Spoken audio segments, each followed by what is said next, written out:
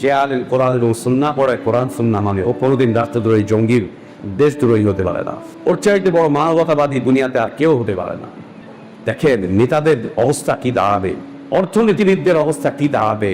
ও বলবে মা দিয়া আমার হাজার হাজার কোটি ডলার আজকে আমার কোনো উপকার আসতেছে না। হালাকা আন্নি সুলতানিয়া, আমার প্রভাব প্রতিপত্তি, আমার ক্ষমতা, আমার দাম্ভিকতা, আমার চেয়ার, আমার মসনদ।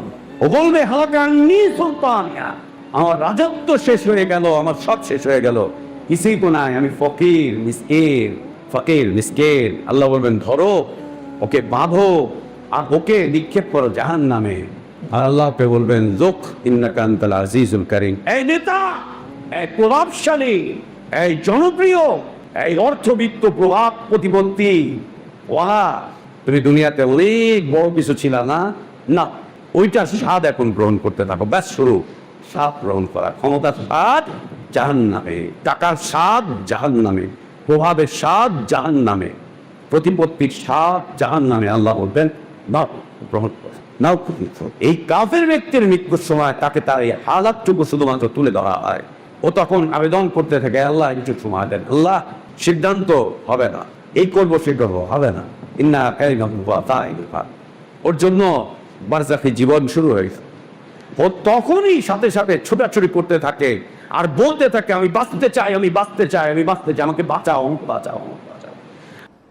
ইন্নাল হামদুলিল্লাহ نحمده ونستعينه ونستغفره ونؤمن به ونتوكل عليه ونعوذ بالله من شرور أنفسنا ومن سيئات أعمالنا من يهده الله فلا مضل له ومن يضلل فلا هادي له وأشهد أن لا إله إلا الله وحده لا شريك له وأشهد أن محمدًا عبده ورسوله أرسله بالحق بشيرًا ونذيرًا وداعيًا إلى الله بإذنه وسراجًا منيرًا. أما بعد فإن أحسن الحديث كتاب الله وخير الهدي هدي محمد صلى الله عليه وسلم وشر الأمور محدثاتها وكل محدثة بدعة وكل بدعة ضلالة وكل ضلالة في النار. يا أيها الذين آمنوا اتقوا الله حق تقاته ولا تموتن إلا وأنتم مسلمون. يا أيها الناس اتقوا ربكم الذي خلقكم من نفس واحدة وخلق منها زوجها وبث منهما رجالا كثيرا ونساء واتقوا الله الذي تساءلون به والأرحام إن الله كان عليكم رقيبا. يا أيها الذين آمنوا اتقوا الله وقولوا قولا سديدا يصلح لكم أعمالكم ويغفر لكم ذنوبكم ومن يطع الله ورسوله فقد فاز فوزا عظيما. اللهم علمنا ما ينفعنا وانفعنا بما علمتنا وزدنا علما. اللهم إنا نعوذ بك من علم لا ينفع ومن قلب لا يخشع ومن نفس لا تشبع ومن دعوة لا يستجاب لها. اللهم آت نفوسنا تقواها وزكها أنت خير من زكاها أنت ولينا ومولاها. يا حي يا قيوم برحمتك نستغيث أصلح لنا شأننا كله ولا تكلنا إلى أنفسنا طرفة عين. سبحانك لا علم لنا إلا ما علمتنا ইন্নাকা আনতাল আলিমুল হাকিম। সমস্ত প্রশংসা, যাবতীয় গুণগান একমাত্র, কেবলমাত্র, শুধুমাত্র আল্লাহ রব্বুল আলামিন, আহকামুল হাকিমিন, আরহামুর রাহিমিন, ইলাহুল আলামিনের জন্য, যিনি আমাদেরকে মুসলিম করে সৃষ্টি করেছেন, যিনি আমাদের জন্য উত্তম হালাল রিজকের ব্যবস্থা করেছেন, যিনি আমাদেরকে বিশুদ্ধ হিদায়াতের পথে আহ্বান জানিয়েছেন, যিনি আমাদেরকে মৃত্যু দিবেন, যিনি আমাদেরকে পুনরায় কিয়ামতের দিন তার সামনে হিসাবের মুখোমুখি করবেন এবং বিশুদ্ধ ঈমান, বিশুদ্ধ আমলের ভিত্তিতে যিনি আমাদেরকে নাজাত আর জাযা দান করবেন, সে আল্লাহরই প্রশংসা, যিনি আমাদেরকে জুমার সালাত আদায়ের জন্য পৃথিবীর শ্রেষ্ঠতম পবিত্রতম স্থান মসজিদে আসার তৌফিক দান করেছেন। আলহামদুলিল্লাহ। সালাতু সালাম আমাদের প্রিয় নবী মুহাম্মদুর রাসূলুল্লাহ সাল্লাল্লাহু আলাইহি ওয়া আলিহি ওয়াসাল্লামের প্রতি। আল্লাহ সুবহানাহু ওয়া তাআলা যাকে কল্যাণের আধার করে বিশ্ব মানবতার জন্য মুক্তির দূত করে পাঠিয়েছিলেন, যার আদর্শের বাস্তবায়ন করা আমাদের উপর ফরজ করে দেওয়া হয়েছে, যার আদর্শের বাস্তবায়নই প্রকৃত হিদায়াত, কল্যাণ, নাজাত আর সফলতার একমাত্র পথ। আল্লাহুম্মা সাল্লি আলা মুহাম্মদ ওয়া আলা আলি মুহাম্মদ কামা সাল্লাইতা আলা ইব্রাহিম ওয়া আলা আলি ইব্রাহিম ইন্নাকা হামিদুম মাজিদ। আল্লাহুম্মা বারিক আলা মুহাম্মদ وعلى آل محمد كما باركت على إبراهيم وعلى آل إبراهيم إنك حميد مجيد। الحمد لله। আল্লাহ তাবারক ওয়া তাআলার বিশেষ দয়ায়, তার বিশেষ অনুগ্রহে, তার বিশেষ করুণায় আমরা আল্লাহর পক্ষ থেকে আসা সর্বশ্রেষ্ঠ, সর্বশেষ তার পছন্দনীয় দিনটুকু জানতে, বুঝতে, মানতে চেষ্টা করছি। আল্লাহর কাছে আমাদের দোয়া, আল্লাহ আমাদের এ দিনী জীবনটুকু কবুল করে নেন, আমাদের ভুলগুলো আল্লাহ সংশোধন করে দেন, আমাদের গুনাহগুলো, অন্যায়গুলো, অপরাধগুলোকে আল্লাহ মাফ করে দেন। আল্লাহ আমাদেরকে ঈমান আর ইসলামের প্রকৃত সৌন্দর্যের উপর বেঁচে থাকার তৌফিক দান করেন। ঈমান আর ইসলামের পূর্ণতার উপরেই আল্লাহ আমাদেরকে মৃত্যু দান করেন। আমিন। সম্মানিত উপস্থিতি, প্রিয় মুসলিম ভাইরা, আমরা গত জুমায় সংক্ষিপ্ত আকারে যে বিষয়টি খুতবা আকারে আপনাদের সামনে উপস্থাপন করেছিলাম, বিষয়টি ছিল মুমিনদের ফজিলত বা ঈমানদার ব্যক্তির ঈমানি জীবনের মর্যাদা। যতক্ষণ ঈমান বিশুদ্ধ থাকবে ততক্ষণ পর্যন্ত মুমিনগণ ঈমানের ফজিলত বা ঈমানের মর্যাদা লাভ করতে থাকবে। যখনই ঈমান অশুদ্ধ হবে, যখনই ঈমান অশুদ্ধ হবে, ঈমান কেন্দ্রিক যে মর্যাদা বা ফজিলত বা পুরস্কার আল্লাহ তাবারক ওয়া তাআলা ঘোষণা করেছেন, সেটা আল্লাহ ছিনিয়ে দিবেন। বেঈমান ব্যক্তির বা ঈমানহীন ব্যক্তির কোনো মর্যাদা নেই ঈমানদার ব্যক্তির তুলনায়। ঈমানদার ব্যক্তিকে আল্লাহ তাবারক ওয়া তাআলা যে সম্মান, যে মর্যাদা দেওয়ার ওয়াদা করেছেন, এটি শুধু মুমিনরাই লাভ করবে। ঈমানহীন ব্যক্তি অথবা ভুল ঈমানের উপরে প্রতিষ্ঠিত ব্যক্তি অথবা যার ঈমান বলতে কিছুই নেই, সে ব্যক্তি মুমিন হিসাবে কখনোই মর্যাদা লাভ করতে পারে না। তাকে আল্লাহ তাআলা কখনোই সম্মানিত করবেন না। যেমন একটা ছোট্ট কথা প্রচলিত রয়েছে আমাদের সমাজে, সৃষ্টির সর্বশ্রেষ্ঠ জীব হচ্ছে মানুষ। একথা কোরআন এবং সুন্নাহ দৃষ্টিতে ভুল। মানুষ সৃষ্টির সর্বশ্রেষ্ঠ জীব নয়। মানুষ সৃষ্টির সর্বশ্রেষ্ঠ জীব নয়। আল্লাহর এই সৃষ্টির সর্বশ্রেষ্ঠ হচ্ছে মুমিনিন বা মুসলিমিন বা মুমিন এবং মুসলিমরাই আল্লাহর সৃষ্টির সর্বশ্রেষ্ঠ। কাফেররা মানুষ, ইনসান, ওর কুফরির কারণে আল্লাহ তাবারক ওয়া তাআলা সৃষ্টির মধ্যে হতে যে শ্রেষ্ঠত্ব ওকে দান করার কথা ছিল, আল্লাহ তাবারক ওয়া তাআলা তা উঠিয়ে নিয়েছেন।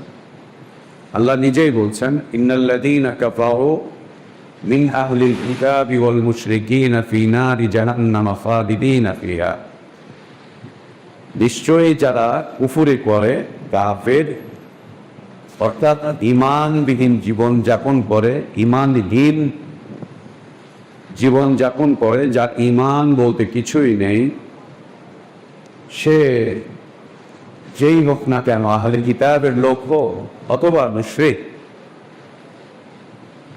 এদেরকে আল্লাহ স্থায়ীভাবে জাহান্নামে প্রবেশ করাবেন, স্থায়ীভাবে জাহান্নামে প্রবেশ করাবেন। ওরা জাহান্নাম থেকে আর কখনোই বের হবে না। ওদের ব্যাপারে আল্লাহ তাবারক ওয়া তাআলা বলছেন, এই কাফের মুশরিক এদের ব্যাপারে আল্লাহ বলছেন, উলাইকা হুম শাররুল বারিয়া, এরা এই ভূপৃষ্ঠের উপরে বসবাসকারী যত সৃষ্টি রয়েছে তাদের মধ্যে এরা সর্বনিকৃষ্ট, একদম নিকৃষ্ট, একেবারে নিকৃষ্ট। আপনি আশ্চর্য হয়ে যাবেন, আমরা আশ্চর্য হয়ে যাই কোরআনুল কারীমের আল্লাহ তাবারক ওয়া তাআলা বর্ণনার সৌন্দর্য দেখে এবং নবী সাল্লাল্লাহু আলাইহি ওয়াসাল্লামের মুবারক বর্ণনাগুলো দেখে আমরা খুব আবেগাপ্লুত হয়ে যাই। সেটা হচ্ছে, আল্লাহর এই সৃষ্টিতে অনেক নিকৃষ্ট সৃষ্টি রয়েছে, যেগুলোকে আমরা চতুষ্পদ জন্তু বলি। এদেরকে আল্লাহ দুনিয়াতেও আযাব দেন না, আখিরাতেও আযাব দেন না। দুনিয়াতেও এরা আল্লাহর আযাবে পতিত হয় না। কুকুর, শূকর, হায়নাগুলো, বাঘ, সিংহ, আরো যত চতুষ্পদ জন্তু আছে, এদের জন্য আল্লাহ আযাবের ব্যবস্থাপনা রাখেননি। এরা আযাব পাবে না, দুনিয়াতেও না, আখিরাতেও না। দুনিয়াতেও না, আখিরাতেও না। এবং এদেরকে আল্লাহ তাবারক ওয়া তাআলা কোনো পুরস্কারও এদের জন্য নির্ধারণ করেননি। দুনিয়াতেও এদের কোনো পুরস্কার নেই, আখিরাতেও এদের কোনো পুরস্কার নেই। এদের জীবন দুনিয়াতেই শেষ। তবে আখিরাতে আল্লাহ তাবারক ওয়া তাআলা এদের মধ্যে ইনসাফ করবেন। ইনসাফটা হচ্ছে, এক প্রাণী যদি আর এক প্রাণীর উপরে দুনিয়াতে অত্যাচার করে থাকে, এক প্রাণী যদি দুনিয়াতে আর এক প্রাণীর উপরে কোনো নির্যাতন করে থাকে, মেরে থাকে, আল্লাহ তাবারক ওয়া তাআলা আখিরাতে এই অত্যাচার বা নির্যাতন অথবা এই মারামারির একটা প্রতিশোধ নিয়ে দিয়ে এদেরকে আল্লাহ শেষ করে দিবেন। যেমন নবী সাল্লাল্লাহু আলাইহি ওয়াসাল্লাম বলেছেন, কোনো হায়না, কোনো শিংওয়ালা শক্তিশালী প্রাণী যদি কোনো দুর্বল প্রাণীকে দুনিয়াতে আঘাত করে থাকে, ওই দুইটাকে কিয়ামতের দিন আল্লাহ উঠাবেন, উঠিয়ে ওই দুর্বলটাকে শক্তিশালী করে ওকে বলবেন, তোমার আঘাতের প্রতিশোধ না, তোমাকে যে দুনিয়াতে মেরেছিল ও আবার আঘাত করবে, আঘাত করার পর দুজনকে আল্লাহ মিটিয়ে দিবেন, শেষ, একদম শেষ। কিন্তু কোনো আযাবে পতিত হবে না। আল্লাহ সুবহানাহু ওয়া তাআলা দুনিয়াতে এবং আখিরাতে আযাবের ব্যবস্থাপনা রেখেছেন এই কাফেরদের জন্য, যারা আল্লাহর সৃষ্টির সর্বনিকৃষ্ট, এদের জন্য আযাবের ব্যবস্থাপনা রেখেছেন। এদেরকে আল্লাহ শাস্তি দিবেন। দুনিয়াতে এদের শাস্তিটা হবে ক্ষণস্থায়ী, সামান্য সময়ের জন্য, একদম অল্প সময়ের জন্য। দুনিয়ার জীবনটাই অল্প, আর এই দুনিয়ার জীবনে যে শাস্তিটা মানুষ পেয়ে থাকে সেটাও স্বল্প, একদম খণ্ডকালীন, অল্প একটু শাস্তি পায় দুনিয়াতে, সামান্য। তেমন কোনো শাস্তি আল্লাহ তাবারক ওয়া তাআলা দুনিয়াতে মানুষকে দেন না আখিরাতের তুলনায়। আখিরাতের তুলনায় দুনিয়াতে শাস্তি কোনো শাস্তিই না, তেমন কোনো শাস্তিই হয় না। আল্লাহ নবী সাল্লাল্লাহু আলাইহি ওয়াসাল্লামের একজন সাহাবী বেশ কয়েকদিন যাবৎ মসজিদে নববীতে অনুপস্থিত, আসছেন না, সালাতে আসছেন না, লাফতে জায়গা যাচ্ছে না। নবী সাল্লাল্লাহু আলাইহি ওয়াসাল্লাম অন্য সাহাবীদেরকে জিজ্ঞেস করলেন সে কোথায়। সাহাবীরাও কোনো উত্তর করতে পারলেন না। নবী সাল্লাল্লাহু আলাইহি ওয়াসাল্লাম কয়েকজন সাহাবীকে বললেন যে তার সংবাদ দিয়েছে, তার বাড়িতে যাও। সাহাবীরা তার বাড়িতে গেলেন সংবাদ নেওয়ার জন্য। গিয়ে দেখলেন যে তিনি অসুস্থ হয়ে একেবারে ক্ষীণকায় হয়ে গিয়েছে, একদম কঙ্কালের মতো হয়ে গিয়েছে, কঙ্কাল সার হয়ে গেছে, এত অসুস্থ। নড়া চড়া উঠা বসা সব বন্ধ, পুরো শরীর শুকিয়ে গিয়েছে, আওয়াজও পর্যন্ত বন্ধ হয়ে গিয়েছে, তেমন কণ্ঠস্বরে তেমন একটা আওয়াজও নেই, খুব অসুস্থ। আল্লাহ নবী সাল্লাল্লাহু আলাইহি ওয়াসাল্লামকে সংবাদ দেওয়া বলে নবী সাল্লাল্লাহু আলাইহি ওয়াসাল্লাম তাকে দেখতে তার বাড়িতে চলে যান। তার বাড়িতে চলে গেলেন, গিয়ে দেখলেন মারাত্মক রকমের অসুস্থ, খুব বেশি। নবী সাল্লাল্লাহু আলাইহি ওয়াসাল্লাম তাকে জিজ্ঞেস করলেন তোমার এই হালাত কেন, এত অসুস্থ কেন, কি কারণে, কি হয়েছে? তিনি সুন্দর একটা কথা নবী সাল্লাল্লাহু আলাইহি ওয়াসাল্লামকে বললেন, তার অসুস্থতার কথা। তিনি বললেন ইয়া রাসূলুল্লাহ, আমি আখিরাতের ভয়াবহতার কথা জেনে আল্লাহর কাছে দোয়া করেছিলাম, হে আল্লাহ তুমি আমাকে পরকালে আখিরাতে কবরে কিয়ামতে তুমি আমাকে শাস্তি দিও না, তুমি আখিরাতের শাস্তিগুলো দুনিয়াতে আমাকে দিয়ে আমাকে নিষ্পাপ করে নিয়ে দাও, আমি যাতে আখিরাতে কোনো শাস্তির মুখোমুখি না হই। এত ভয় পেয়েছিলেন যে আল্লাহ আখিরাতের আযাব তো সহ্য করতে পারবো না, তুমি আমাকে ওখানে নিষ্কৃতি দাও, আর ওখানের যদি কোনো শাস্তি থেকে থাকে তো দুনিয়াতে আমাকে দিয়েছ। বাস তারপর থেকে তিনি অসুস্থ হতে হতে একদম শেষ পর্যায়ে এসে পৌঁছালেন।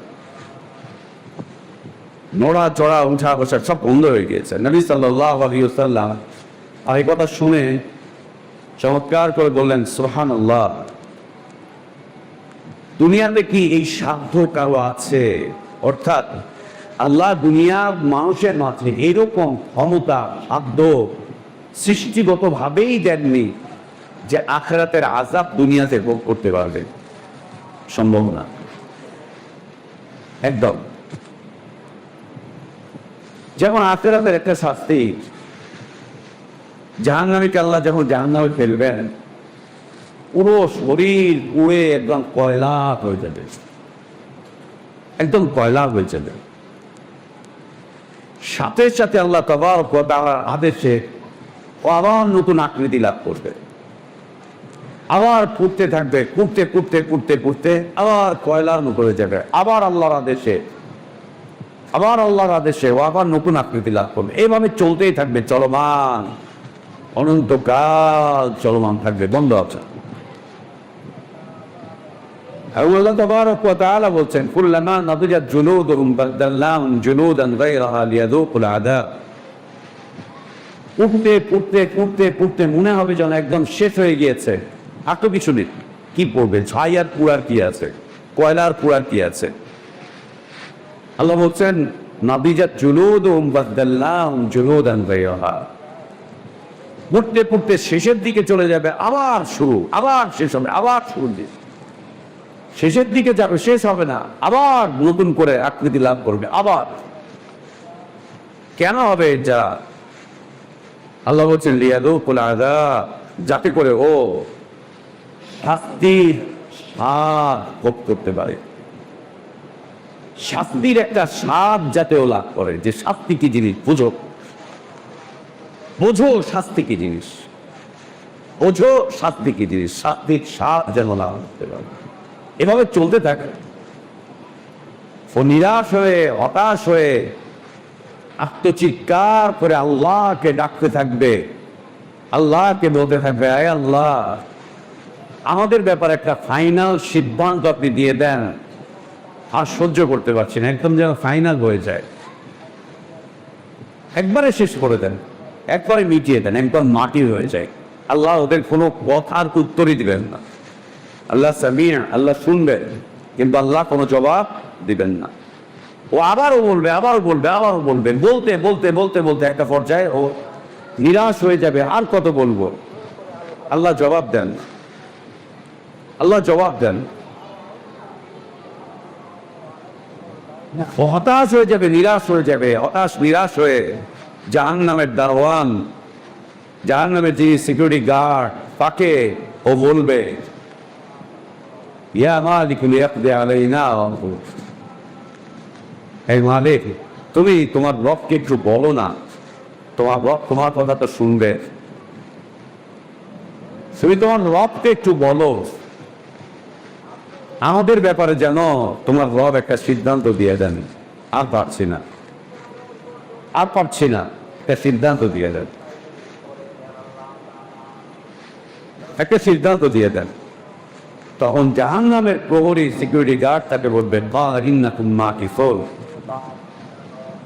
তোমরা এখানেই এই আযাবের মধ্যেই অবস্থান করতে থাকো, এখানে তোমাদের থাকার জায়গা এখানেই, আর তোমাদের ব্যাপারে যা করতেছে আল্লাহর সিদ্ধান্ত এইটাই, এই অবস্থায় তোমরা জীবন যাপন করো, এইটাই একটা জীবন। এই কেমন জীবন? লা ইয়ামুতু ফিহা ওয়া লা ইয়াহইয়া, যেই জীবনের কোনো জীবন নেই, যেই জীবনের কোনো মৃত্যু নেই, আজীব জীবন। আল্লাহু আকবার। লা ইয়ামুতু ফিহা ওয়া লা ইয়াহইয়া, এই এমন এক জীবন যেই জীবনের কোনো জীবন নেই, যেই জীবনের কোনো মরণও নেই, মৃত্যুও নেই। যেই জীবনের কোনো জীবন নেই, যেই জীবনের কোনো মরণ নেই। কিয়ামতের দিন আল্লাহ তাবারক ওয়া তাআলা তার দুইটা মাখলুককে মৃত্যু দিয়ে দিবেন, দুইটা মাখলুক একদম মৃত্যু দিয়ে দিবেন। একটা মাখলুক হচ্ছে এই যে প্রতিদিন তার দিবস, এই যে আমরা আজকে জুমাবার, কালকে শনিবার, পরের দিন রবিবার, এটা আগস্ট মাস, এরপরে সেপ্টেম্বর, হ্যাঁ এটা সফর মাস, এরপরে রবিউল আউয়াল, এটা 1448, তারপরে হচ্ছে 1449, এটা 2026, এরপরে 27। আল্লাহ তাবারক ওয়া তাআলা কিয়ামতের দিন এটাকে মৃত্যু দিয়ে দিবেন, এটাকে মৃত্যু দিয়ে দিবেন। এই ক্যালেন্ডার, এই ডায়েরি, এই ঘড়ি, এটা মৃত্যু হয়ে যাবে, এটাকে মরণ দিয়ে দিবেন। আল্লাহ তাবারক ওয়া তাআলা মরণ দিয়ে দিবেন একেবারে। কিয়ামতের দিন যখন হিসাব নিকাশ শুরু হবে, ইনসানকে যখন আল্লাহ তাবারক ওয়া তাআলা কবর থেকে উঠাবেন, যে যেখানেই শেষ অবস্থান ছিল, সেটা সৎকারের মাধ্যম দিয়ে হোক অথবা জানাজা দাফন কাফনের মাধ্যম দিয়ে হোক। পৃথিবীর মানুষকে তো বিভিন্নভাবে দুনিয়া থেকে বিদায় দেওয়া হয় না, দুনিয়া থেকে মুসলিমদের, মুমিনদের দুনিয়া থেকে বিদায়ের পদ্ধতি কত চমৎকার! আল্লাহু আকবার, কত চমৎকার পদ্ধতি, কত চমৎকার। মৃত্যুবরণ করছে তার আগে আগে আল্লাহর আদেশ, অন্তত মৃত্যুকালীন সময় তার কানে তোমরা কি আল্লাহ তাওহীদের কালিমাটা মনে করিয়ে দাও, মনে করিয়ে দাও। মাঝে মাঝে খুব হতভম্ব হয়ে যায়, আশ্চর্যান্বিত হয়ে যাই যে আমরা আমাদের অসুস্থদেরকে হাসপাতালে নিয়ে যাই চিকিৎসার উদ্দেশ্যে, একদম শেষ অবস্থাতে, ভালো নিয়ে যাব, এরপরে তাদেরকে আমরা আইসিইউতে রাখবো, চিকিৎসার জন্য রাখতে হয়, রাখতেছি। এরপরে কখনো কখনো চিকিৎসকরা চিকিৎসার স্বার্থে অথবা তাদের ধান্দার স্বার্থে লাইফ সাপোর্টে দিয়ে দেয়, কখনো চিকিৎসার স্বার্থে দেয়, কখনো তাদের ধান্দার স্বার্থে দিয়ে দেয়, লাইফ সাপোর্টে দিয়ে দিচ্ছে। দেখ, হসপিটালে নিয়ে যাই, আইসিইউতে রাখি, লাইফ সাপোর্টে দিচ্ছি, আমাদের টাকা পয়সা আছে, আমরা দিচ্ছি। কিন্তু একটা বার খেয়াল করে দেখেন, নবী সাল্লাল্লাহু আলাইহি ওয়াসাল্লামের নির্দেশনা, লাকিনু মাউতাকুম বিলা ইলাহা ইল্লাল্লাহ, তোমাদের মৃত্যু পথযাত্রী মানুষগুলোকে লা ইলাহা ইল্লাল্লাহর তালকিন করো। বলেন তো, যখন আমার মা, আপনার বাবা, আমার স্ত্রী, আপনার বোন যখন লাইফ সাপোর্টে আছে, তখন তার কানে লা ইলাহা ইল্লাল্লাহ বলতে দেওয়ার জন্য কোনো ডাক্তাররা আমাদেরকে প্রবেশ করতে দেয়? যখন আইসিইউতে আছে তখন প্রবেশ করতে দেয়? বরং আপনি অনেক হসপিটালের আইসিইউতে দেখবেন ডাক্তারদের সামনে বড় একটা প্রজেক্টরে তারা সিনেমা দেখতেছে, গান বাদ্য বাজছে। ওইখানে আল্লাহর রহমতের ফেরেশতা ঢোকার রাস্তাকে হসপিটাল কর্তৃপক্ষ বন্ধ করে দিয়েছে।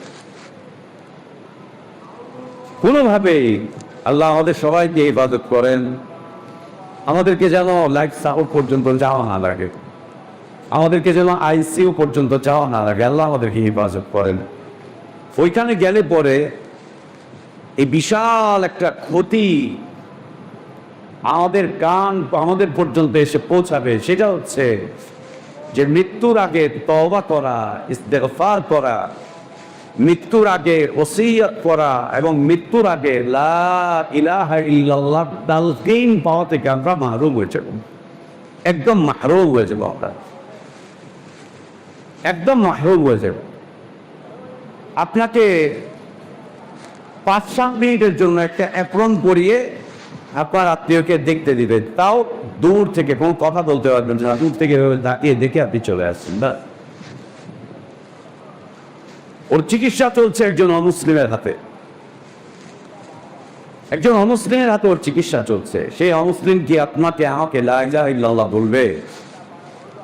একজন সালাত পরিত্যাগকারীর হাতে চিকিৎসা চলছে, একজন ঈমান বিনষ্ট ব্যক্তির কাছে চিকিৎসা চলছে, যার ঈমান নেই, যার বিশুদ্ধ আকীদা নেই, যার মানহাজ নেই, যার দ্বীন নেই, আল্লাহ সম্পর্কে যার বিশুদ্ধ কোনো ধারণাই নেই, রসুল সম্পর্কে যার কোনো ধারণাই নেই। ও নেতাকে চেনে, রসুলকে চেনে না। ও বিজ্ঞানী চেনে, ও আল্লাহ রসুলকে চেনে না। কি বদনসিব জাতি আমরা, কি বদনসিব জাতি আমরা। আমরা নেতাকে চিনি, নেতার আদর্শ জানি, আমরা বিজ্ঞানীকে চিনি, সমাজপতিদেরকে চিনি। কত বদনসিব আমরা আমাদের রসুলকে চিনি না, সাল্লাল্লাহু আলাইহি ওয়াসাল্লাম। আমরা আমাদের নবীকে চিনি না। কত বদনসিব, কত বদনসিব। আমরা জান বিলিয়ে দেই নেতার কথার উপরে, আর আমরা আমাদের নবীর একটা ছোট ছোট আদেশ আমরা মানতে পারি না, ওটাকে আমরা পিছনে ফেলে দেই। নবী সাল্লাল্লাহু আলাইহি ওয়াসাল্লাম ছোট ছোট আদেশ, যেটা পালন করায় কোনো কষ্ট নেই, যেটা পালন করতে গিয়ে একটা টাকাও খরচ হয় না, যেগুলো পালন করতে গিয়ে কোনো জীবনের ঝুঁকিতেও পড়তে হয় না, সেগুলোকে আমরা পরিত্যাগ করি। ওরে নেতার আদেশে আমরা জান বিলাচ্ছি, জান দিয়ে দিচ্ছি। সুবহানাল্লাহ। এই যে বিশেষ একটা সুযোগ, দুনিয়ার জীবনে যা করেছি না করেছি, নবী সাল্লাল্লাহু আলাইহি ওয়াসাল্লাম যখনই শুনতেন কোনো ব্যক্তি মৃত্যু পথযাত্রী মারা যাচ্ছে, একদম শেষ হালতে আছে, নবী সাল্লাল্লাহু আলাইহি ওয়াসাল্লাম ফওরান তার কাছে ছুটে যেতেন, খুব দ্রুত চলে যেতেন, গিয়ে আল্লাহ নবী সাল্লাল্লাহু আলাইহি ওয়াসাল্লাম নিজে তার সাথে জিজ্ঞাসাবাদ করতেন, কেমন আছো, কি অবস্থা, তাকে সান্ত্বনা দিতেন, ঠিক হয়ে যাবে, ভালো হয়ে যাবে। এর সাথে সাথে নবী সাল্লাল্লাহু আলাইহি ওয়াসাল্লাম তাকে ঈমানের তালকিন করতেন। ঈমানের সাথে মরো, ঈমানের তালকিন করতেন, ঈমানের সাথে মরো। দুনিয়া থেকে চলে যাবে তো ঈমানের সাথে যাও, ঈমানের সাথে যাও। আল্লাহ নবী সাল্লাল্লাহু আলাইহি ওয়াসাল্লামের এক ইহুদি খাদেম ছিল, যুবক একটা ছেলে, ইহুদি, অমুসলিম ইহুদি যুবক ছেলে, নবী সাল্লাল্লাহু আলাইহি ওয়াসাল্লামের খিদমত করত। মুসলিম না, খিদমত করতো, আসতো, মাঝে মাঝে এটা সেটা করে দিত। নবী সাল্লাল্লাহু আলাইহি ওয়াসাল্লাম হঠাৎ করে শুনলেন যে বাচ্চা অসুস্থ। নবী সাল্লাল্লাহু আলাইহি ওয়াসাল্লাম সোজা ওর বাড়িতে চলে গেলেন, গিয়ে দেখলেন একেবারে শেষ অবস্থায় পতিত। দেখেই বোঝা যাচ্ছে যে আর বাঁচবে না, দেখেই মনে হচ্ছে আর বাঁচবে না, আর বাঁচবে না। আমাদেরও আত্মীয় স্বজনদের ব্যাপারে ডাক্তাররা এরকম কথা বলে যে শেষ অবস্থা, বেশি দিন আর বাঁচবে না। আমাদের পরীক্ষা নিরীক্ষায় বলে হয়তো 3-4-5 দিন বাঁচবে বা 1-2 মাস বাঁচবে, পুরো শরীরে ক্যান্সার ছড়িয়ে গিয়েছে। এক কাজ করে আপনারা নিয়ে যান।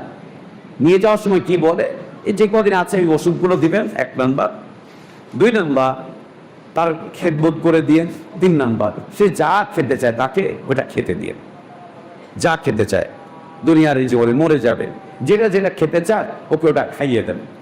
এই 3-4টা পরামর্শ ডাক্তার বলে দিয়ে দেয়। ডাক্তার বলে দেয় না যে নিয়ে যান, শেষ অবস্থা, তাকে একটু তওবা করিয়ে দিয়ে, তাকে একটু আল্লাহর দিকে ফিরিয়ে দেওয়ার চেষ্টা করেন, তাকে একটু কালিমার তালকিন দিয়ে, তাকে একটু তার পিছনের জীবনের কথা মনে করিয়ে দিয়েন। বেশি দিন বাঁচবে বলে মনে হচ্ছে না, অন্তত ইমানের সাথে যাতে দুনিয়া থেকে চলে যায়। একটা ডাক্তার ওই কথা রেখে না, না কাফের ডাক্তার না মুসলিম ডাক্তার। আপনারা পেয়েছেন? আমি পাই, আমি পাই। আমি আমার জীবনে অসংখ্য রোগীদের প্রেসক্রিপশন দেখেছি, কারো প্রেসক্রিপশন এগুলো কিচ্ছু পাইনি, কিছুই পাই। কোনো ডাক্তারের প্রেসক্রিপশন পাওয়া যায় না এগুলো, যে প্রেসক্রিপশন এগুলো লিখে দিয়েছে। কি বলে দেয়, যা খাওয়ার মতো তা খাইয়ে দেন, খেদমতে মুখ করে দেন, আর আপনাদের যা যা ইচ্ছে ওগুলো আপনি করে নেন, বাঁচবেন আর বেশি।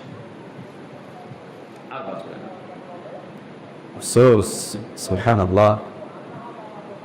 আল্লাহ নবী সাল্লাল্লাহু আলাইহি ওয়াসাল্লাম চলে গেলেন এই যুবকের বাসায়, গিয়ে দেখলেন একদম জীর্ণকায় অবস্থা, একদম শেষ হালাত। নবী সাল্লাল্লাহু আলাইহি ওয়াসাল্লাম তখন, এই ছেলেটা মৃত্যুর কার্যক্রম চলছে, খুব জোরে জোরে শ্বাস টানতেছে। আপনারা কখনো মৃত্যু পদযাত্রী মানুষকে দেখেছেন যে তাকে দেখতে গেছেন আর 5-7 মিনিট 15 মিনিটের মাথায় সে মারা গেছে? যদি দেখতে যান তাহলে দেখবেন যে খুব জোরে জোরে শ্বাস টানতেছে, অনেক জোরে জোরে, স্বাভাবিক না, অস্বাভাবিক গতিতে শ্বাস টানছে। চোখগুলো সব বড় হয়ে যাচ্ছে, বড় হয়ে যাচ্ছে, অস্থির করছে, অস্থির করছে। নবী সাল্লাল্লাহু আলাইহি ওয়াসাল্লাম গিয়ে দেখলেন যে এর শেষ অবস্থা, আর মনে হয় বাঁচবে না। নবী সাল্লাল্লাহু আলাইহি ওয়াসাল্লামকে বললেন, এই ছেলে লা ইলাহা ইল্লাল্লাহ সাক্ষ্য দাও, অর্থাৎ ঈমানের কালিমা পাঠ করো, ইসলামের কালিমা পাঠ করো, আল্লাহর তাওহীদকে কবুল করো, অর্থাৎ তোমার বাপের ধর্মকে পরিত্যাগ করো, তোমার সমাজের ধর্মকে পরিত্যাগ করো, অর্থাৎ আজীবন যে আদর্শ লালন করেছে একে পরিত্যাগ করার একটা সাক্ষ্য দাও। কুল লা ইলাহা ইল্লাল্লাহ ওয়া আন্নী রাসূলুল্লাহ সাল্লাল্লাহু আলাইহি ওয়াসাল্লাম, বলো, সাক্ষ্য দাও, ইকরার করো, ঘোষণা দাও। ওর বাবা ইয়াহুদি, ওর বাবা ওর পাশে দাঁড়িয়ে আছে, ও ফ্যাল ফ্যাল করে ওর বাবার দিকে একবার তাকাচ্ছে, আল্লাহ রাসূল সাল্লাল্লাহু আলাইহি ওয়াসাল্লাম চেহারা দিকে তাকাচ্ছে।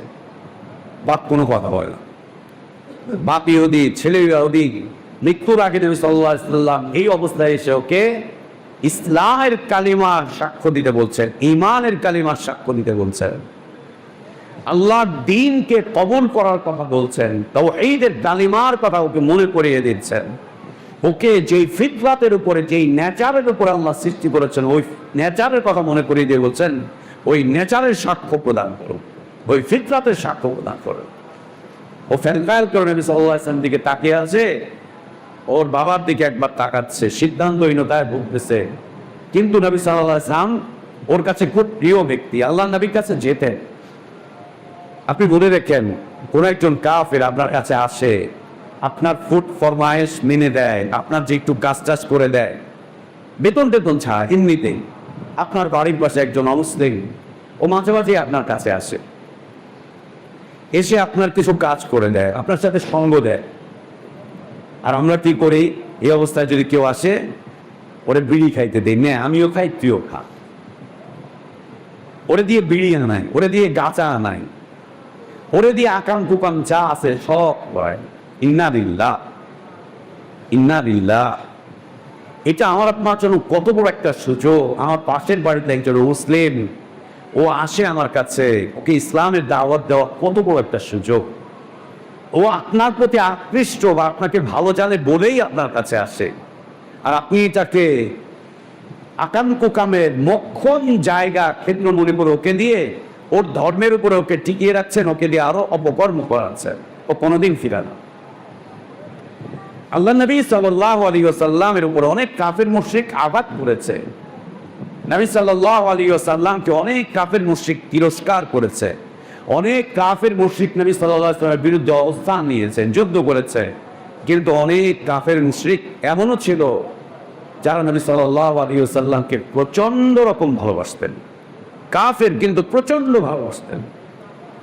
কাফের কিন্তু কোনোদিন নবী সাল্লাল্লাহু আলাইহি ওয়াসাল্লামকে গালি দেয়নি। কাফের কিন্তু নবী সাল্লাল্লাহু আলাইহি ওয়াসাল্লামের আদর্শকে প্রচুর পরিমাণে পছন্দ করতেন, কিন্তু কবুল করতে পারতো না, কবুল করতে পারছে না। কিন্তু আল্লাহ নবীর বিরুদ্ধে যাচ্ছে না, আল্লাহ নবী সাল্লাল্লাহু আলাইহি ওয়াসাল্লামের বিপরীতে অবস্থান নিচ্ছে না, তাকে আঘাতও করছে না, তাকে মারছে না, তার বিরুদ্ধে কোনো কর্মসূচিতে অংশগ্রহণও করছে না। এবং নবী সাল্লাল্লাহু আলাইহি ওয়াসাল্লামের খেদমতে মাঝে মাঝেই চলে আসতো, এটা করতো, ওইটা করতো, একটু খাবার নিয়ে আসতো, নবী সাল্লাল্লাহু আলাইহি ওয়াসাল্লামকে হাদিয়া দিত। একজন কাফের, একজন মুশরিক আল্লাহ নবীকে হাদিয়া দিচ্ছে, হাদিয়া দিচ্ছে। নবী সাল্লাল্লাহু আলাইহি ওয়াসাল্লাম অত্যন্ত সাদরে তার হাদিয়া গ্রহণ করতেন। ও খাবার দিচ্ছে, নবী সাল্লাল্লাহু আলাইহি ওয়াসাল্লাম খুব সাদরে খাবারটাকে গ্রহণ করতেন, খুব সাদরে গ্রহণ করতেন। ও নবী সাল্লাল্লাহু আলাইহি ওয়াসাল্লামের কাছে আসতো, নবী সাল্লাল্লাহু আলাইহি ওয়াসাল্লাম কোনদিন ওকে ঘৃণা করে তিরস্কার করে ওকে উঠিয়ে দিতেন না, যা বের হয়ে যা, মুসলিম না হলে আমার কাছে আসবি না, এটা করতেন না। ও আসছে আসতে দিতেন, বসছে বসতে দিতেন। অনেক সময় অনেক বিপদগ্রস্ত কাফের মুশরিকরা নবী সাল্লাল্লাহু আলাইহি ওয়াসাল্লামের কাছে এসে নিজের বিপদের কথা, নিজের হীনতার কথা বলতো, এই সমস্যা সেই সমস্যায়।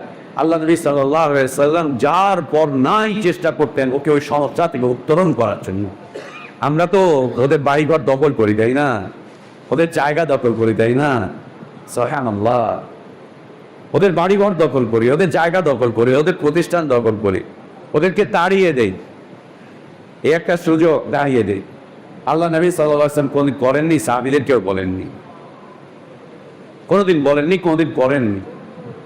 যে সমস্ত কাফের মুশরিকরা যুদ্ধের ময়দানে চলে এসেছে তাদের হিসাব, যুদ্ধের হিসাব আলাদা, যুদ্ধক্ষেত্রের বিচার বিশ্লেষণ আলাদা, স্বাভাবিক অবস্থার বিচার বিশ্লেষণ আলাদা। এই জন্য অসংখ্য কাফেররা নবী সাল্লাল্লাহু আলাইহি ওয়াসাল্লামকে নিজেদের জন্য নিরাপদ মনে করতেন। তারা তাদের আমানতগুলো নবী সাল্লাল্লাহু আলাইহি ওয়াসাল্লামের কাছে জমা রাখতেন, গচ্ছিত রাখতেন, খুব ভালোবাসতেন। অনেক কাফের মুশরিক ছিল, তার মধ্যে এই যুবক একজন।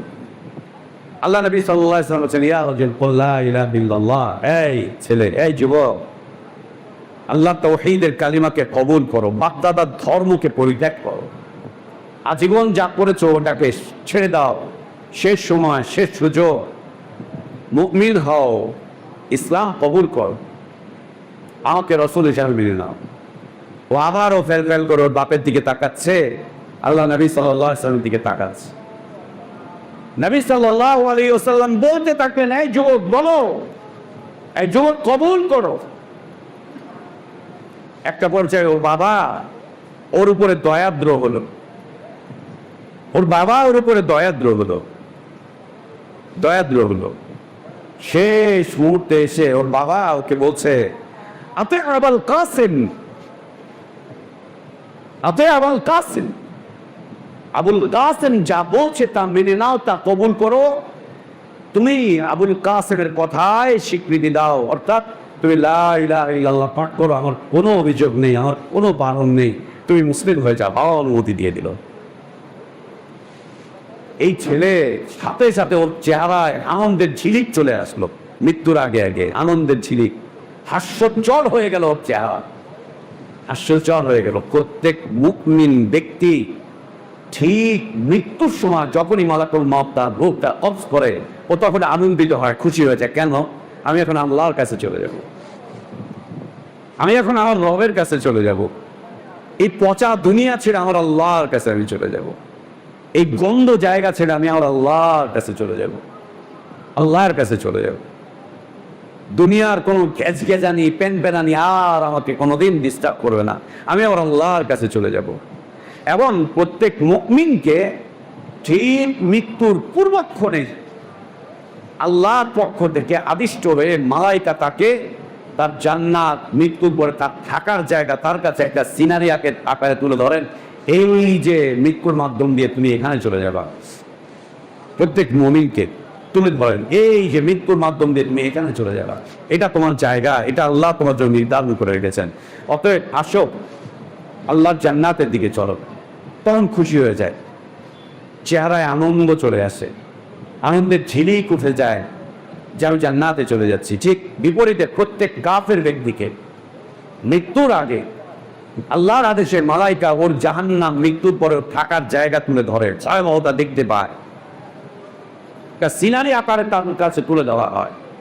ও দেখতে পায়, যখনই দেখতে পায় ও ভয়াবহতা তখন বুঝে নেয়। বুঝে ও কয়েকটা কাজ করে। এক নাম্বার কাজ, ও আল্লাহকে বলতে থাকে, রব্বির জিউন, আয় আল্লাহ তুমি মালাইকাকে প্রত্যাবর্তন করিয়ে নাও, আমাকে তুমি আরেকটু হায়াত দাও। রব্বি ইরজিউন, আমাকে তুমি ফিরিয়ে দাও, হায়াত দাও, আমাকে হায়াত দিয়ে দাও। মালাইকা যেন চলে যায়, মালাকুল মাউত, আমি যেন আরেকটু জীবন পেয়ে যাই, আর একটু সময়। কতটুকু সময়? লাআল্লি আ'মালু সালিহান ফীমা তারাকত, এতটুকু সময় যেন আমি নেক হয়ে যেতে পারি, ভালো কাজ করে ফেলতে পারি। ভালো কাজটা কি? সারা জীবনের সব পাপ পঙ্কিলতা থেকে তওবা করার সময়টুকু চাই আল্লাহ আপনার কাছে। সারা জীবন যা করেছি, নেতার পিছনে ঘুরেছি, নেতার স্লোগান দিয়েছি, ইসলামের বিরুদ্ধাচরণ করেছি, এগুলো থেকে শুধু তওবা করতে চাই। ঈমান বাতিল অবস্থায় ছিল, তওবা করতে চাই। লাআল্লি আ'মালু সালিহান, এই তওবা করার সময়টুকু আল্লাহ দাও, যা আমি ছেড়ে দিয়েছিলাম। তওবা করার সময়টুকু দাও, তওবা করে ঈমান নবায়ন করব, ঈমানকে সংশোধন করব। আর যদি সময় পাই তো সালাত আদায়কারী হয়ে যাব। আর যদি সময় পাই তাহলে আল্লাহ দুনিয়ায় যা কামাই করেছি সব দান করে দিব, সব দান করে দিব, সব দান করে দিব। দেশের সব সম্পদ তো বিদেশে পাচার করেছে। কোরআনের এই আয়াত অনুযায়ী, নবী সাল্লাল্লাহু আলাইহি ওয়াসাল্লামের মুবারক হাদিস অনুযায়ী, এই সকল সম্পদশালীরা ঠিক মৃত্যুর সময় আল্লাহকে বলবে, আয় আল্লাহ একটুখানি সময় দেন, আমি তওবা করব, যার যার হক মেরে খেয়েছিলাম, দেশের জনগণের হক, এর হক, ও হক, তার হক, সব ফিরিয়ে দেবে। এতটুকু সময় শুধু চাই যে হকটুকু আমি ফিরে দেব। আল্লাহ বলবেন, কাল্লা, হবে না। আবেদন করেছো, আল্লাহ তাবারক ওয়া তাআলার সিদ্ধান্ত, কাল্লা, হবে না। ইন্নাহা কালিমাতুন হুয়া কাইলুহা, এটা তোমার আবেদন করার বিষয় ছিল, আবেদন করেছো, আবেদন গ্রহণযোগ্য না। যত হত্যাযজ্ঞ চালিয়েছে খালি সময় চাইবে, আল্লাহ যাদেরকে হত্যা করেছি ওদের পরিবারের কাছে খালি ক্ষমা চাইব, ক্ষমা চাইব।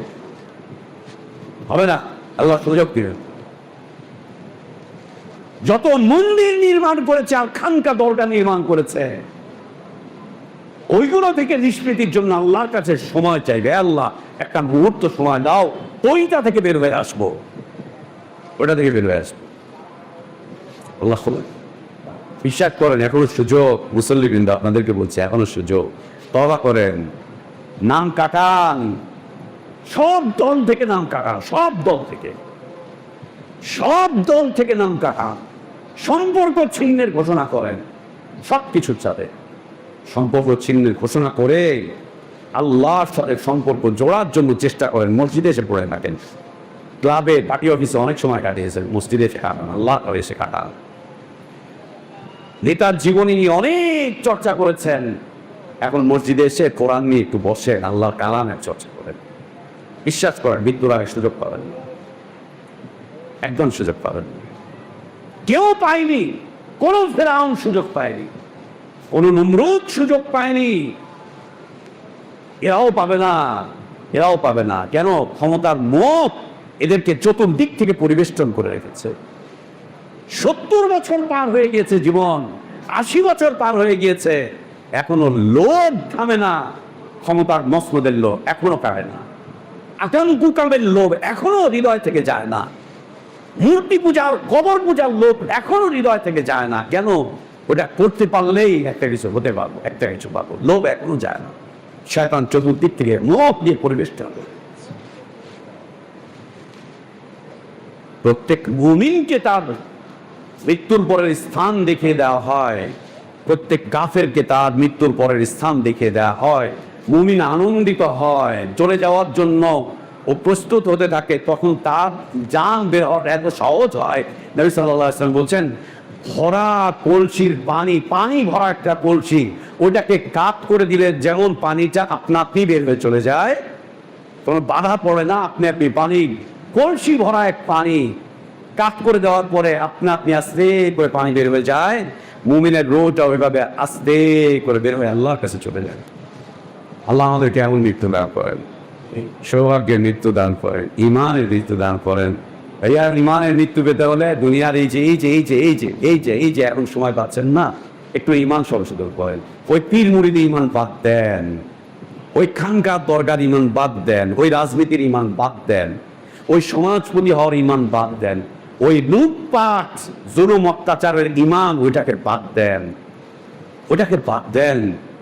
যদি ইমানের সাথে মরতে চাই আমরা, তাহলে দুনিয়ার এই যে সুযোগটুকু, এই সুযোগটুকু নিয়ে ইমান চর্চা করতে হবে। আর না হলে মৃত্যুর সময় চাইবেন, আল্লাহ দিবেন না। ঠিক বিপরীত দিকে যখন কাফের মুশরিকরা মৃত্যুর সময় উপস্থিত হয়, ওদেরকে ওদের জাহান্নাম দেখিয়ে দেওয়া হয়, ওরা তখন আল্লাহর কাছে আবেদন করতে থাকে, আল্লাহ আরেকটু সময় দেন। কি করবে? আল্লাহ নেক আমল করবো, তওবা করবো, ইস্তিগফার করবো, যার যার হক বুঝিয়ে দিল। এবং নবী সাল্লাল্লাহু আলাইহি ওয়াসাল্লাম বলছেন, দুনিয়াতে প্রত্যেকটা মানুষের হক বুঝিয়ে দেওয়া যেমনটা সহজ, আখিরাতে তার চাইতে অনেক অনেক অনেক বেশি কঠিন। দুনিয়াতে আপনি আমার কাছে কিছু পান, দিয়ে দেওয়াটা সহজ, জায়গাটা বিক্রি করলাম, দিয়ে দিলাম, যা। যদি নাও পারি, অন্তত পক্ষে আপনি তো মানুষ, আমিও মানুষ, আমি যদি এসে আপনার কাছে কাঁদি, ক্ষমা চাই, বারবার যদি বলতে থাকি, একটা পর্যায়ে আপনি আমার উপরে দয়াদ্র হয়ে যাবেন, ক্ষমা করে দিবেন, শেষ হিসাব নিকাশ। এমনটাই আল্লাহ নবী সাল্লাল্লাহু আলাইহি ওয়াসাল্লাম নিজে করেছিলেন। ঠিক অসুস্থ, এই যে রবিউল আউয়াল মাস আসতেছে, রবিউল আউয়ালে নবী সাল্লাল্লাহু আলাইহি ওয়াসাল্লামের মৃত্যু হয়েছিল। এরা তো জন্মদিন পালন করবে না, রবিউল আউয়ালের জন্মদিন, জালেম রবিউল আউয়াল নবী সাল্লাল্লাহু আলাইহি ওয়াসাল্লামের মৃত্যু দিবস। রবিউল আউয়ালে নবী সাল্লাল্লাহু আলাইহি ওয়াসাল্লামের মৃত্যু হয়েছিল। নবীর মৃত্যুর মাসে তুমি মিষ্টি খাও, আনন্দ করো, মিছিল করো, কত কিছু করো। ইন্না লিল্লাহি ওয়া ইন্না ইলাইহি রাজিউন। মৃত্যুর ঠিক কয়েকদিন আগে নবী সাল্লাল্লাহু আলাইহি ওয়াসাল্লাম অত্যন্ত অসুস্থ অবস্থায় দুজন সাহাবীর কাঁধের উপরে ভর করে মসজিদে নববীতে ঢুকলেন। মসজিদে ঢুকে মিম্বারে উঠলেন, উঠে সাহাবীদের দিকে ইঙ্গিত করে বলছেন, সাহাবীরা দেখতে পাচ্ছেন নবী সাল্লাল্লাহু আলাইহি ওয়াসাল্লাম খুব অসুস্থ, দাঁড়াতেই পারছেন না, কথা বলতে কষ্ট হচ্ছে। নবী সাল্লাল্লাহু আলাইহি ওয়াসাল্লাম সাহাবীদেরকে উদ্দেশ্য করে বললেন, যদি আমার কাছে তোমাদের কোনো কিছু পাওনা থাকে, লেনা দেনা থাকে, তাহলে আমার থেকে তোমরা তোমাদের লেনা দেনা এখন বুঝিয়ে নাও, নিয়ে নাও, এখন নিয়ে নাও। কেন? এর কারণ হচ্ছে কিয়ামতের দিন আল্লাহ তাআলা অনেক আমলকারী, দুনিয়াতে অনেক আমল করেছেন, নেক আমল, এই ব্যক্তিকে আল্লাহ তাবারক ওয়া তাআলা উঠাবে, ওর আমল সহকারে আল্লাহর সামনে এসে দাঁড়াবে, আনন্দিত থাকবে যে আমি জান্নাতে চলে যাবো, এত নেক আমল করেছেন। এমন সময় তাকে চতুর্দিক থেকে ঘিরে অনেক পাওনাদার চলে আসবে, পাওনাদার, অনেক পাওনাদার ওকে চতুর্দিক থেকে এসে ঘিরে ফেলবে। ঘিরে এরপর আল্লাহকে বলবে, আল্লাহ, এ আমার হক নষ্ট করেছে, এ আমার সম্পদ নষ্ট করেছে, এ আমাকে আঘাত করেছে, এ আমার বাড়িঘর দখল করেছে, এ আমার এই করেছে, এই করেছে, এই করেছে, এই করেছে, এই করেছে, এই করেছে। মানুষকে গুম করে রেখে সন্তানদেরকে এতিম বানিয়েছে। আল্লাহর কাছে কি এর বিচার হবে না? কেউ কেউ বলে আয়না ঘর না, এটা কারণে আমি নিজেই 12 দিন ছিলাম, আমাকে আটকে রেখেছিল ডিজে ভাইতে, আমাকে মুরগির একটা কোয়ারের মধ্যে আমাকে আটকে রেখেছিল 18 সালে। আমিই তো ছিলাম, আমিই তো সাক্ষী, আমি তো সাক্ষী। চোখ বেঁধে রেখেছিল, হাত বেঁধে রেখেছিল, খেতে দেয়নি ঠিক মতো, টয়লেট করতে দেয়নি, আমরাই তো ছিলাম। অপরাধ কি? অপরাধ এই মিম্বারে আল্লাহ তাওহীদের কথা বলা, আর কোনো অপরাধ না। অপরাধ কি? মানুষকে ঈমান নবায়নের কথা বলা। অপরাধ কি? মানুষকে সুন্নাতের কথা বলা। আপনার অপরাধ না। আল্লাহ কি বিচার করবেন না? আল্লাহ কি বিচার করবেন না? গুম কমিশনে ডেকেছিল, ফোন দিয়েছিল, আসেন হিস্ট্রি দেন, আমরা দেখি ক্ষতি কিছুটা মিটানো যায় কিনা। এটা আল্লাহকে বলে দিয়েছি, আল্লাহর কাছে চাইবো, যা হওয়ার হয়েছে আল্লাহর কাছে চাইবো। আল্লাহ দিবেন না? আল্লাহ দিবেন। এগুলোর বিচার হবে না? খালি নেত্রী করে লাফালাফি করেছেন, বিচার হবে না? নেত্রীর প্রশংসা করে নেত্রীকে একেবারে নাবির পর্যায়ে পৌঁছেছেন, বিচার হবে না? আল্লাহ করবে। কিয়ামতের দিন আল্লাহর সামনে যখন উঠবে, সব পানাদাররা এসে বলতে থাকবে, এ আল্লাহ, ও আমাকে গালি দিয়েছে, ও গীবত করেছে, ওই করেছে, ওই করেছে, ওই করেছে, ওই করেছে, ওই করেছে। আল্লাহ তাবারক ওয়া তাআলা এই তাহাজ্জুদ গুজার, সিয়াম পালনকারী, হজ উমরাকারী, একে বলবেন এর হক মিটাও, হক দাও। আল্লাহ কোত্থেকে হক দিব? ও বলবে আল্লাহ কোত্থেকে দিব? তুমি যত আমল করেছো ওই আমলগুলো ওদেরকে দিয়ে দাও, বাস আমলগুলো কাটা শুরু হয়ে যাবে। তাহাজ্জুদের আমল কাটা শুরু হবে, উমরার আমল কাটা শুরু হয়ে যাবে। নেতা উমরা করেন না বছরে 8-10 বার? সুবহানাল্লাহ। আমি তো চিনি একজন নেতাকে, গত সপ্তাহে আমাদের প্রায় সপ্তাহে জুমা পড়তে চলে যেত বাইতুল্লাহ, মক্কায় যেত। বৃহস্পতিবার রাতে এখান থেকে রওনা দিত, জুমা পড়তো, আবার শুক্রবার চলে আসতো শনিবারে ঢাকায়। আমি তো চিনি। জুলমের ফিরিস্তির শেষ নেই, শেষ নেই। উমরার শেষ নেই, জুলমেরও শেষ নেই। সুবহানাল্লাহ। আল্লাহ বলবেন হক আদায় করো। সব নেক আমল ছিনিয়ে নিয়ে চলে যাবে। তখন অনেক পাওনাদার জমে থাকবে, অনেক পাওনাদার এখনো হক আদায় করেনি, অনেক পাওনাদার জমে থাকবে। এরা বলবে, আল্লাহ আমার পাওনা চাই, আমি ইনসাফ চাই। আল্লাহ বলবেন আদায় করো। বলবে আল্লাহ কিছুই তো নেই, শর্ত শেষ, আমি কিভাবে আর দিব, আমার তো আর ইচ্ছে নেই। আল্লাহ তাবারক ওয়া তাআলা তখন ইনসাফ করবেন। আল্লাহ বলবেন ওদের সবার পাপের বোঝাগুলোকে তুমি তোমার কাঁধে বহন করে তুমি ওদের পাপের শাস্তি ভোগ করতে দাও জাহান্নামে। ওদের পাপের শাস্তি ভোগ করে তুমি জাহান্নামে চলে যাও, ওদের পাপ নিয়ে তুমি জাহান্নামে চলে যাও। হয় হক আদায় করো, আর না হলে ওদের পাপের বোঝা বহন করে জাহান্নামে চলে যাও। ওকে ধরে জাহান্নামে নিক্ষেপ করা হবে। আল্লাহ তাবারক ওয়া তাআলা বলবেন ওকে 70 হাত লম্বা আগুনের শিকল দিয়ে ওকে পেঁচানো হবে। 70 হাত লম্বা আগুনের শিকল এ দিয়ে বাঁধা হবে, বেঁধে ওকে জাহান্নামে ফেলতে থাকবে। তখন ও বলতে থাকবে, মা আগনা আন্নি মারিয়া আলাকা আন্নি সুলতানিয়া ফুযুবা।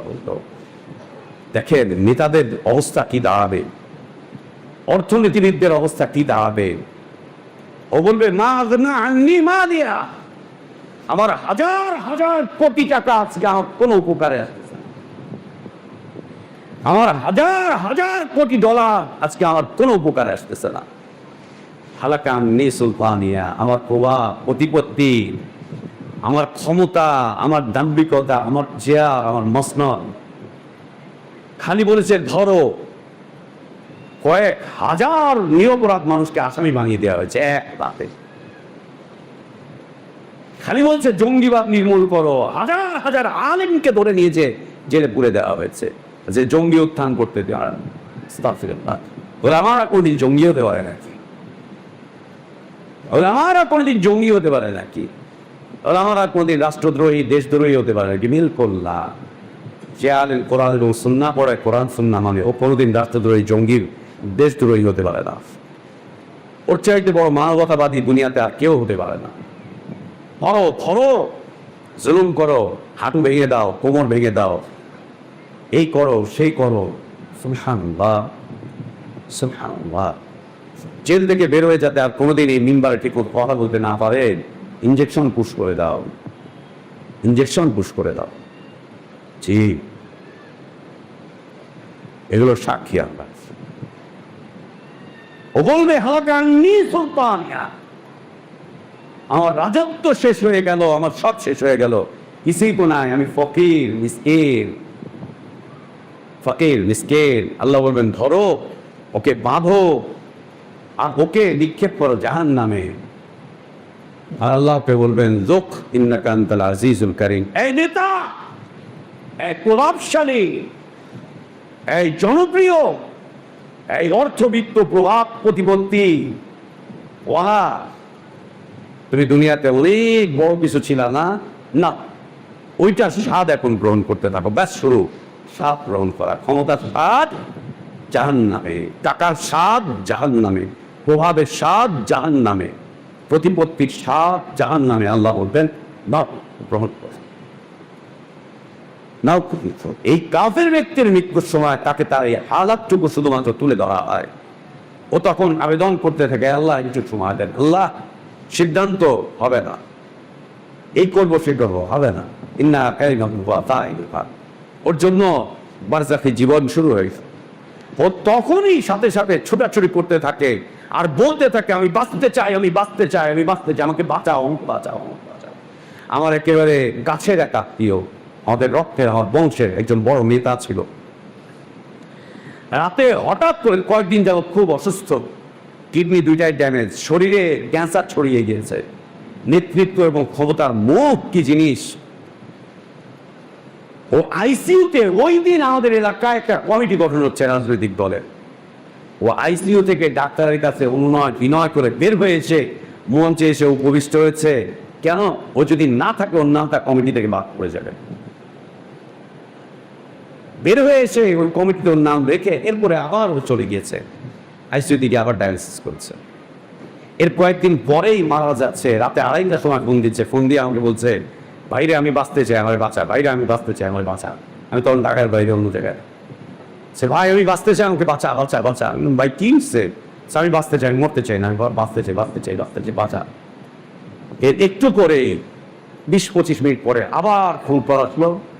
ওনার ওয়াইফ ভাবি বলছে যে ভাইয়া তোমার ভাই তো মারা গেছে, তুমি কি আসবা? তোমার ভাই তো মারা গেছে, তুমি কি আসবা? বাঁচতে চাই, বাঁচতে চাই, বাঁচতে চাই। আর একজন মুমিন কিন্তু সব জায়গায় বলবে আমি আল্লাহর কাছে চলে যেতে চাই, আমি আল্লাহর কাছে চলে যেতে, আমি আল্লাহর কাছে চলে যেতে চাই, আল্লাহর কাছে চলে যেতে চাই। ও তখন ছুটাছুটি করে, ও পানি পান করতে চায়, ওর চোখ বড় হয়ে যায়, ছিটকে উঠে, ওর তখন শ্বাস প্রশ্বাস উঠতে থাকে, উঠতে। সম্মান নবী সাল্লাল্লাহু আলাইহি ওয়াসাল্লাম ওই যুবককে বললেন, কুল লা ইলাহা ইল্লাল্লাহ। ওর বাবাই বলে দিল, আতি আবুল কাসিম, আবুল কাসিমের কথাকে মেনে নাও, সে যা দাওয়াত দিচ্ছে কবুল করে নাও। বাপ ইহুদি ছেলেকে বলছে মুসলিম হও, আল্লাহু আকবার, আল্লাহু আকবার। বাপ ইহুদি ছেলেকে বলছে মুসলিম হয়ে যাও। ছেলের চেহারা আনন্দিত হয়ে গেল।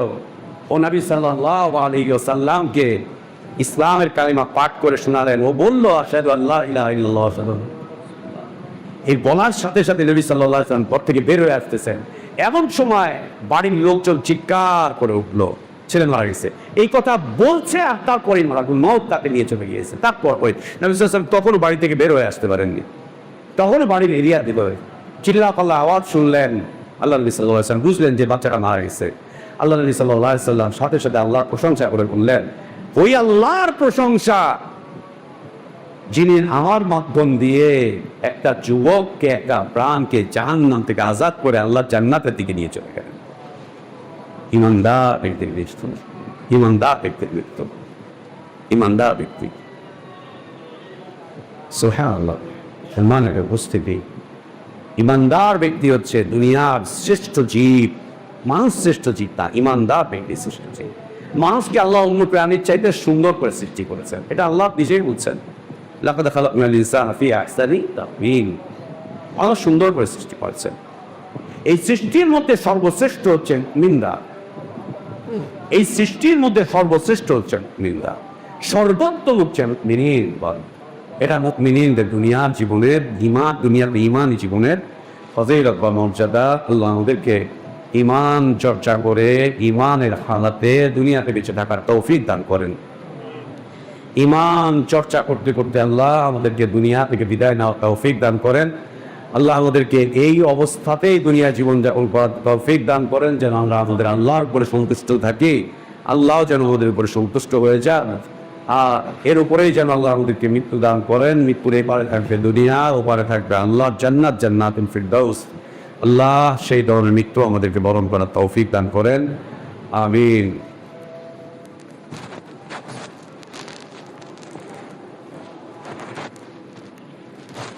الحمد لله رب العالمين، والعاقبة للمتقين، ولا عدوان إلا على الظالمين، وأشهد أن لا إله إلا الله وحده لا شريك له، له الملك وله الحمد، يحيي ويميت وهو على كل شيء قدير، إله الأولين والآخرين. وأشهد أن محمدا عبده ورسوله وصفيه وخليله، صلى الله عليه وعلى آله وأصحابه وبارك وسلم تسليما كثيرا إلى يوم الدين.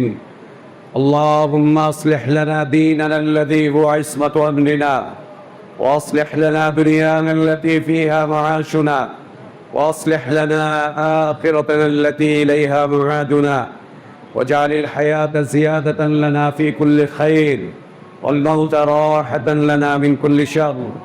اللهم اقسم لنا من خشيتك ما تحول به بيننا وبين معصيتك، ومن طاعتك ما تبلغنا به جنتك، ومن اليقين ما تهون به علينا مصائب الدنيا.